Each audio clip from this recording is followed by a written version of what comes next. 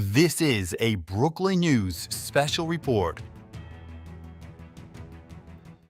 And it is good to be with you. This is a Brooklyn News special report. We want to take you right now over to the White House, where you are taking a live look right now. Secretary of Treasury Scott Bessent now briefing the press. This comes as Caroline Leavitt, the White House press secretary, is on maternity leave. Both J.D. Vance, the vice president, and Marco Rubio, the secretary of state, have also filled in for her in earlier months. Let's listen in. The average refund this filing season is nearly $3,300, an 11% increase from last year. And importantly, very importantly, 62 million returns, 44% claimed at least one of the president's signature tax cuts. No tax on tips, no tax on overtime. The reduced taxes on Social Security benefits. 85% of our seniors paid no taxes, and the auto deductibility on loans for American cars. And to remind everyone, Democrats, every Democrat voted against those programs.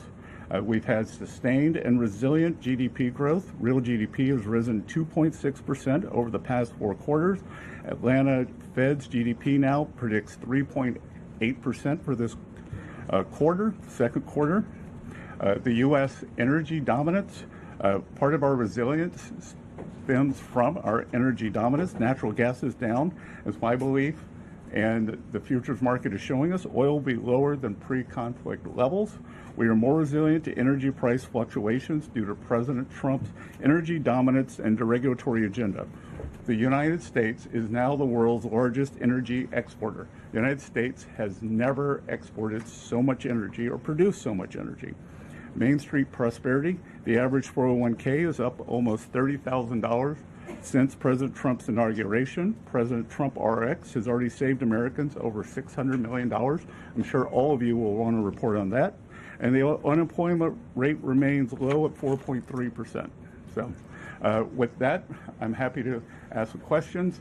I will mention that 3 weeks ago, I got an honorary degree from the University of South Carolina, so if you really want to get a question, you can call me Dr. Bessent.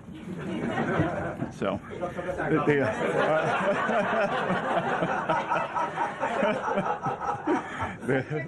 to start with these Trump accounts. You know, there's a lot of people, a lot of working class Americans that maybe don't have the financial expertise when it comes to stock markets and investing in general. In what ways are you guys simplifying this for all those Americans so that it's not just for one class of people, but all Americans can have it? Well, that's a great question, because 38% of Americans have no exposure to equities. They don't share in the great innovation, the machine that is the American economy, our great capital markets, which drives our prosperity. So if your child is born during President Trump's administration, Treasury puts in $1,000 as a seed investment. We've also created 6 learning pods, so you can go online to the app that went up today and learn. And I think that this is going to be, I've been a big proponent of financial literacy, and I think this is going to be one of the greatest real-time financial literacy educations in history, because it won't be, there's a street in New York called Wall Street. This is what I don't really understand what happens there. American families are going to be able to look on their phone every day and see. And I think it's going to drive people to try to understand what they've got here. I think we're going to create a generation of shareholders. Ed? Thank you, Mr. Secretary. I guess first, well, we're starting to see this disruption of the oil supply and through the Strait of Hormuz affect economic data. First, is there a deal on the table for a 60-day ceasefire to continue that? And then second, how fast could inflation then recede or retreat, or is inflation sticky? Because the PCE was at a 3-year high. Well, first of all, PCE today, month over month, was 0.2, which was, we're looking at decimal points, but the estimate was 0.3. So 1 month doesn't a trend make. And what we've seen is actually oil prices are down about 10% in May. There are almost 2,000 ships waiting to come out of the Gulf. And I think the oil market is going to be very well supplied on the other side of this, and that we could see prices come down very quickly. We saw the UAE leave OPEC. So I would expect on the other side of this that gasoline prices will follow. Is there an agreement on the table? Sorry? Is there an agreement with Iran on the table? The teams have been going back and forth, and President Trump has made it very clear, he talked about it at the cabinet meeting, that he has several red lines. And Iran has to turn over their highly enriched uranium. They cannot pursue a nuclear weapon. And the Strait of Hormuz, back to your question on energy, has to free transit. Navigation of the seas has to be free and open as it was before. So he's not going to take a bad deal. He's going to make a great deal for the American people. So, Peter, Thank you, Dr. Bessent. Yep. How long until we see your signature next to President Trump's face on a $250 bill? Well, again, as Treasury Secretary, I have two mandates for U.S. currency. At present, no living person can be on U.S. currency, and the currency must stay "In God We Trust." So right now there is proposed legislation in front of the House, in front of the Senate, to change the first requirement so that a living person, Donald J. Trump, could be on a $250 bill. So it's all in the hands of it's all up on Capitol Hill. So at Treasury, we prepare things in advance. So we have prepared in advance that if the legislation is passed, but we will stick to the law. And something that came up yesterday also at the cabinet meeting, President Trump said, Oman will behave just like everybody else, or we will have to blow them up. Are you guys back there in the West Wing making plans for a new war with Oman? Again, I think the president wanted to punctuate freedom of navigation in the strait. I had a call with the Omani ambassador this morning, and he assured me that there were no plans for tolling the strait. As he said, our countries have had 200 years of good relations. He wants to have another 200 more.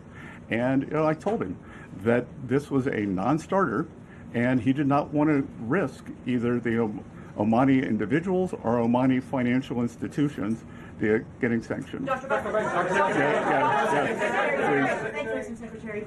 Is it in the U.S. interest to waive some sanctions on Iran or to unfreeze some of their assets before Iran has made concrete promises about getting rid of their nuclear program? Again, I'm not going to preview the deal, but I would think that the things would go very slowly in terms of that. So we'll see. Just to follow up on that, because it's our understanding that the U.S. has committed to discussing the matter of sanctions relief during this negotiation period. So just to be clear, is sanctions relief for Iran on the table? Again, it is a multifaceted agreement, and nothing is going to be on the table until we see the Strait of Hormuz open and the Iranians agree that they have to turn over the highly enriched uranium and that they can't have a nuclear program. And to be clear here, that this administration, President Trump, has done something that no other administration is able to do. We have gotten the Iranians to talk about their nuclear program and to perhaps commit to not having one. That has never happened before. It had been off the table. So I think when you look at the results of the kinetic action of our economic pressure, it has worked to bring them to the table and have a discussion on this. Mr. Secretary, I just want to follow up. You said that the teams have been going back and forth, but can you confirm whether or not a tentative agreement has been reached in these negotiations with Iran? Again, everything depends on what the president wants to do. And President Trump is not going to make a bad deal for the American people, for the U.S. And he was very clear at the cabinet meeting on the yesterday what he wants. Secretary, Kara from Lindell TV. I'm sorry, did I steal his question? Because I'm not that person. No, it's you. Okay, thank you so much. Thank you for taking my question, Kara from Lindell TV. I really wanted to get your thoughts on digital currency. A lot of our viewers are increasingly worried that digital currency could one day be used to track people's spending or limit personal freedom. What's your philosophy on that, and what safeguards is the Treasury and its administration putting in place to make sure new digital payment systems protect Americans' privacy and freedoms in the future? Well, so this administration has been very clear. There will be no central bank digital currency, which I think would be the first step toward tracking. So we have taken that off the table. We passed stablecoin legislation, which is bipartisan, and the Clarity Act is now up on the Hill, and I think it has bipartisan support.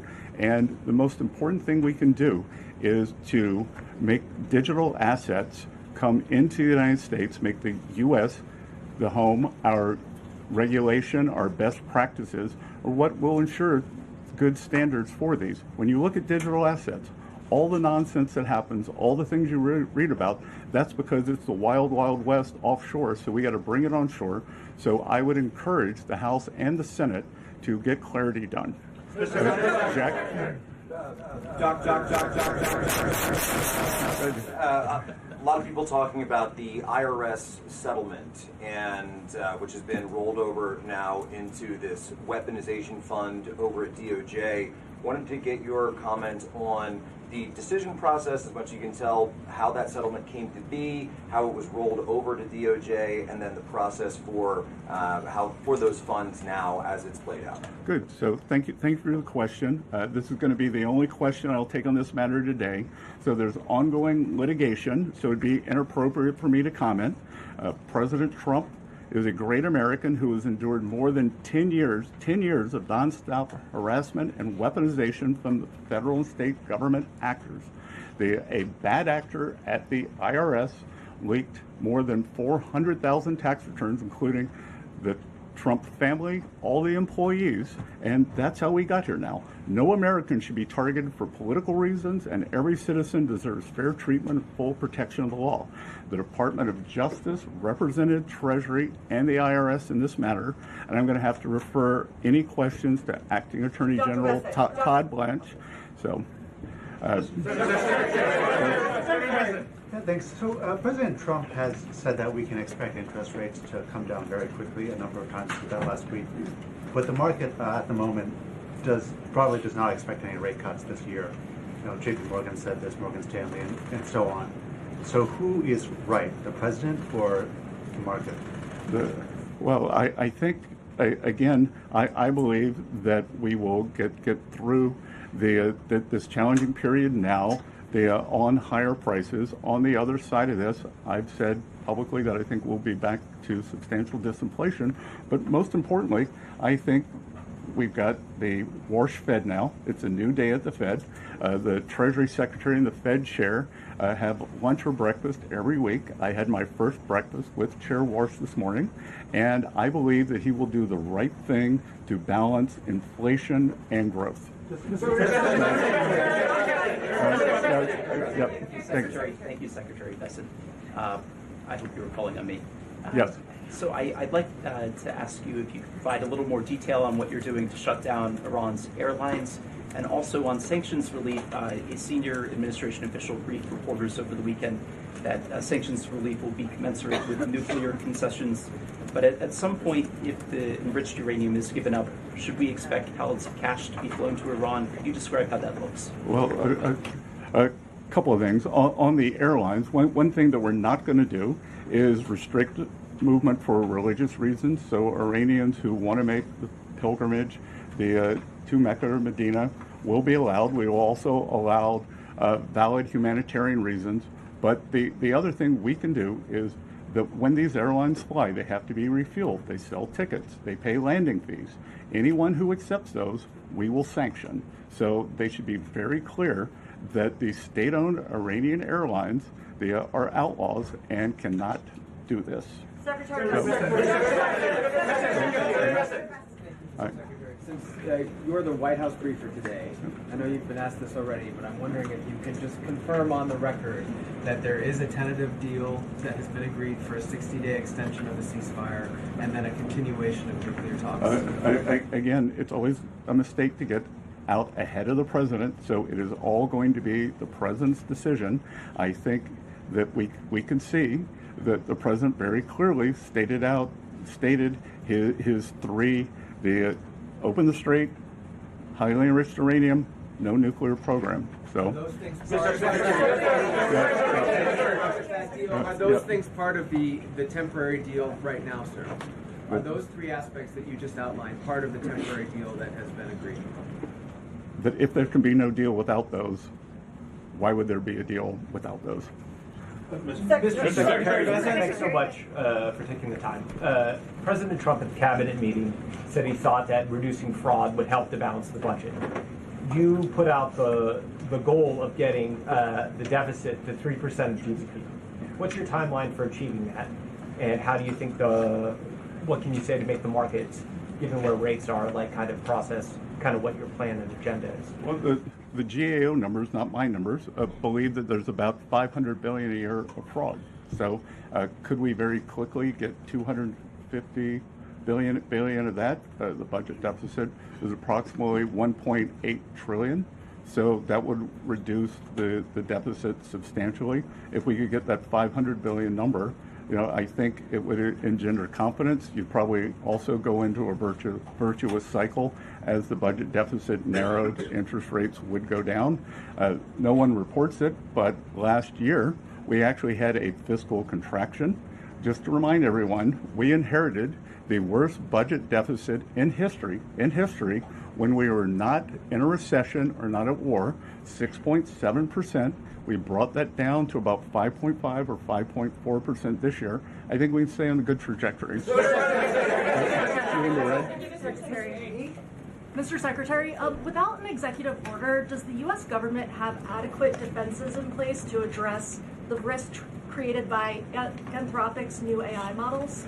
We have great collaboration between all of the labs that have the large language models, but between the U.S. government and the labs.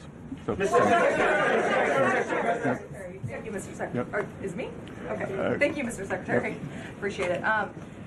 First, did you speak with the president before this briefing? Did he show any willingness to this 60-day ceasefire extension? I haven't seen the president today. And then I just want to follow up. When can Americans, the average American, and can the U.S. economy work for the average American without a deal with Iran?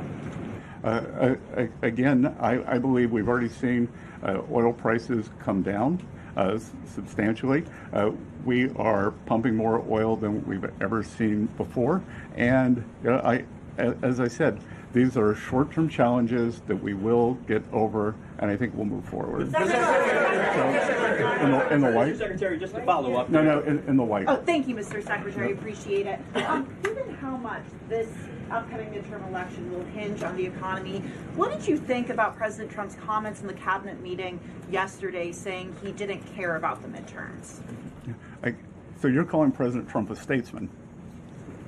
You're saying that he is taking a statesman-like position, that he has a core belief, and he believes that the most important thing is for Iran never to have a nuclear weapon.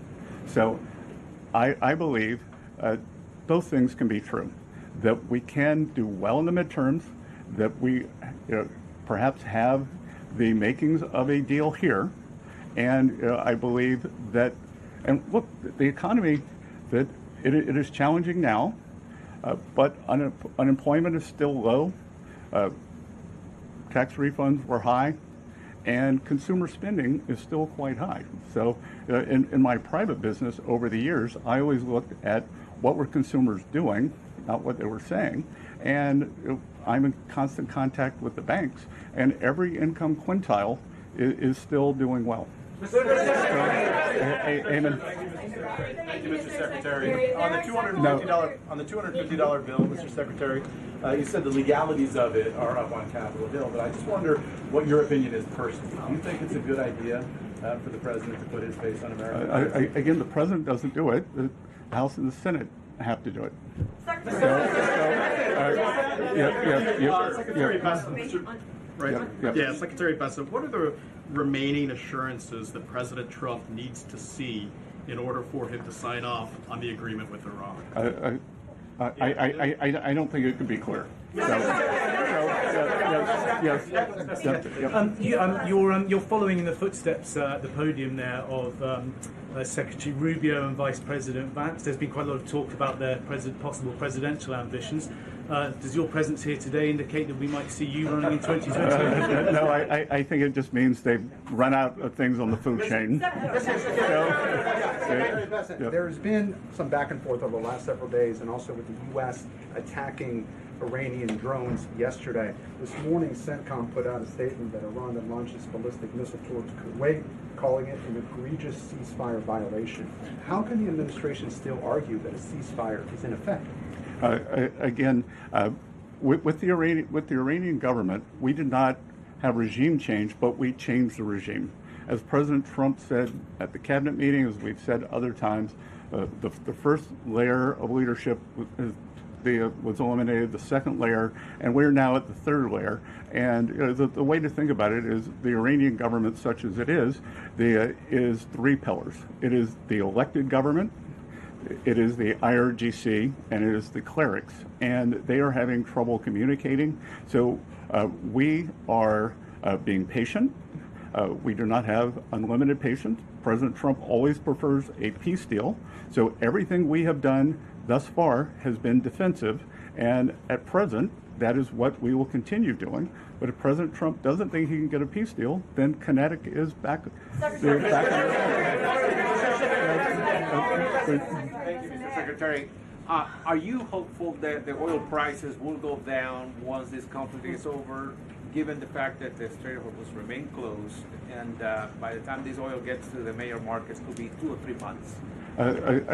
Again, we see that the market, I believe, is very well supplied right now. The market seems to be going into balance for itself. So I think that as the strait opens up, we're going to see this burst of ships come out. So we may actually see how quickly can it be refined, how quickly can it get to its destination.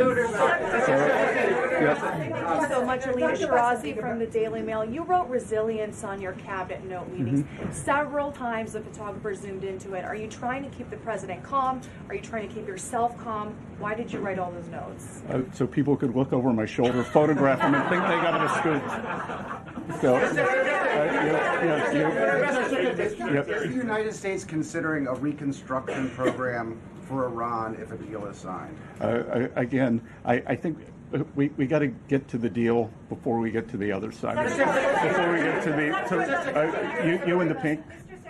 In the red? No, in the pink. In the pink, thank you. Cristina Londoño with Telemundo Network. Mr. Secretary, how effective do you believe the current Treasury restrictions have been in pressuring the Cuban government?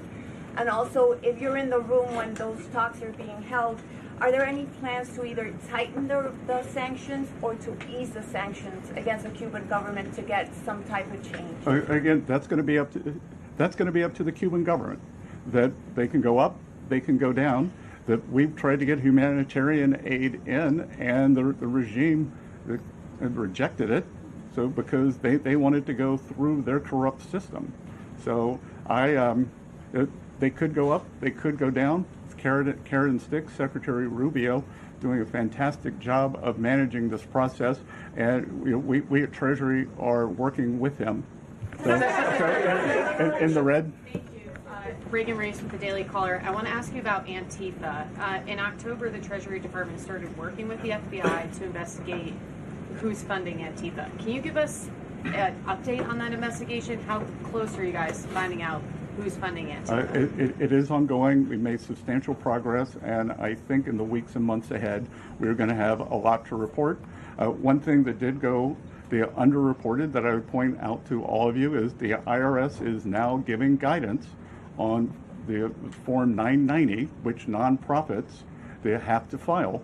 And we are going to encourage or demand that nonprofits know their grant recipients.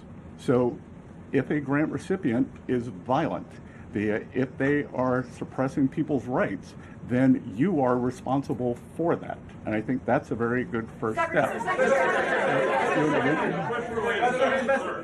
There's new government data that shows that Americans are now saving a smaller share of their incomes than at any time over the past 4 years. Are you seeing signs that American households are dipping into their savings to pay for the higher costs of things like gas and groceries? And does data like that concern you right now? Well, so a lower academic literature would tell you a lower savings rate can mean one of two things. The kind of the doomer view that you took, or that people have more confidence, or it could be something else, because for instance, stock market gains or 401k gains might not show up in savings, so they're looking at that, think that they can draw down their household savings. You're obviously concerned about the risks posed by advanced AI models like Mythos to critical infrastructure. The financial sector is concerned as well. What types of changes are being considered to the AI executive order so it can pass? And do you believe that an AI executive order needs to include the pre-public access for government? Again, we're working very closely with the large language labs. They've been excellent partners, and we are going to get a solution that solves for the maximum calculus. What we want to do, the U.S. is the AI leader in the world. We're an AI superpower. China is second. They are trailing substantially. We want to make sure that we keep that lead. So we are working on the exact calculus between innovation and safety, and we want to optimize for that. So you in the glasses? Yep. Thank you, Mr. Secretary. Yep, in the glasses. Thank you very much. No, you don't have glasses on. You in the glasses. Thank you for taking my question. There was a report this morning that Justice Alito's son is working in your department. Can you confirm that that's the case? And if so, do you believe that that means that he should be, that the justice should recuse himself from cases that involve your department? I am sure that Mr. Alito follows all legal and ethical guidelines, and I can assure you that at Treasury we follow all the legal and ethical guidelines. Thank you, Mr. Secretary. I have two questions for you, but just to follow what you said about the well, you didn't call me doctor, so I only get one. Well, I'll shoot for two. You said that it's up to Congress. The president's face is on a $250 bill, but it is actually the Washington Post that's reporting two political appointees from the Treasury Department who have asked agencies to be ready to do that. Do you think politically it's a good idea to put his face on a $250 bill when people are struggling to afford gas and groceries? I don't really understand this Washington Post article. That who hears from the Post? Yep. Terribly written, terribly edited. Because basically what it says is that Treasury is following the law, and that we've created the bill, and that it's up to Congress, but that we follow the bill and it's up to. I didn't really understand what the story was. So, but anyway. Appointees aren't involved in that, two of your political appointees? Yeah, of course, but we prepare for everything if it gets passed. Just like we were ready 6 months in advance for the one big beautiful bill for tax guidance. So we have to prepare in advance. You can't draw something up the day before. Politically, do you think it's a good idea though when people are struggling to afford gas and groceries? Look, I think it has. I think that it's bifurcated. That do you think we should have a 250th anniversary, the celebration? Well, that's happening anyway. But putting the president's face on a $250 bill is But Caitlin, it's not happening anyway. It's happening because it's being funded by private citizens, by the federal government, by state governments, by municipal governments to celebrate our country. And I don't think that there's anything untoward about having the President of the United States, the person who was President of the United States, on the 250th anniversary bill. On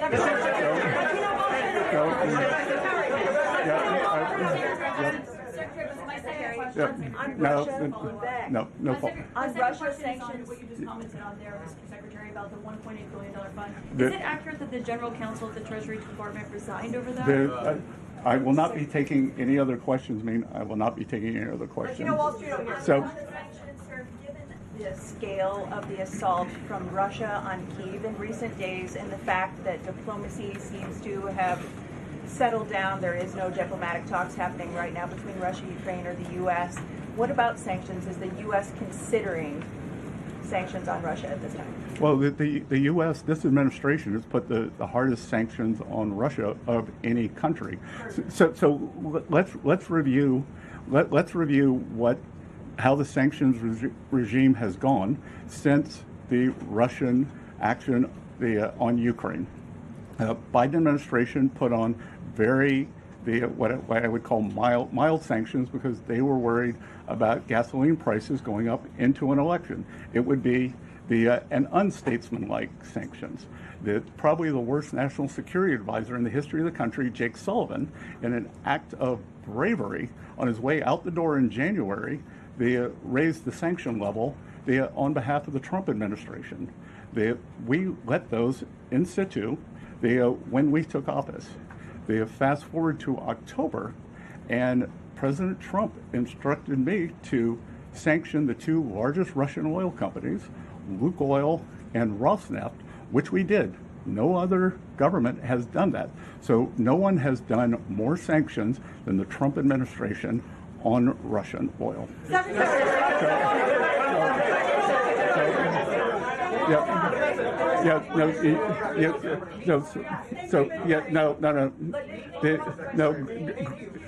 Here, who wants to own this? Gray hair. No, gray hair. No, you don't have gray hair. Well, maybe you do. Yeah. When you had breakfast this morning with Fed Chair, did you request that the Fed lower interest rates? I had breakfast with Chair Powell 41 times, and I never did that.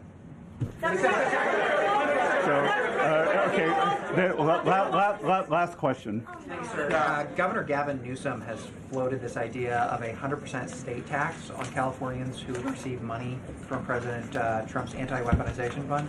Your response to the governor's call for 100%? There's no cure for stupid. Okay. Thank you all. Alrighty, there you go. Treasury Secretary Scott Bessent delivering remarks there from the White House. The press briefing, of course, in for Caroline Leavitt as she was on maternity leave. Before him was Secretary of State Marco Rubio. Then before that, Vice President J.D. Vance. The news made there specifically, he began about Trump accounts. Then he spoke about an article out today in the Washington Post, which he claimed had been false. He said he didn't understand what the story was, that the Treasury Department had been following the law. Towards the end there, notably, a reporter asked, have you ever requested for a Federal Reserve chairman to lower interest rates? He says within the 40 plus breakfasts he's had with Jerome Powell, the former chair of the Federal Reserve, he has not done that. So that is notable there. Again, Treasury Secretary, Scott Bessent delivering remarks there from the White House press briefing. He also spoke a little bit on some reporting from multiple sources that we are getting in that there has been a 60-day agreement with Iran reached. It is our understanding that the U.S. has not accepted this ceasefire deal here, but he would not specifically comment on that. He was directly asked about it, where he noted the three things that the U.S. wants, which is, the no enriched uranium. It goes further than that, as you have heard expressed so many times by the executive branch, by the president there. So it's going to be interesting to see here. We will have a full wrap up for you coming up on a special 2-hour edition of Brooklyn News Live that is coming up today here at the top of the hour. In the meantime, though, that will conclude this Brooklyn News special report. I'm Jackson Mitchell here in Brooklyn. Thank you for joining us. We'll see you here in just about, 17 minutes?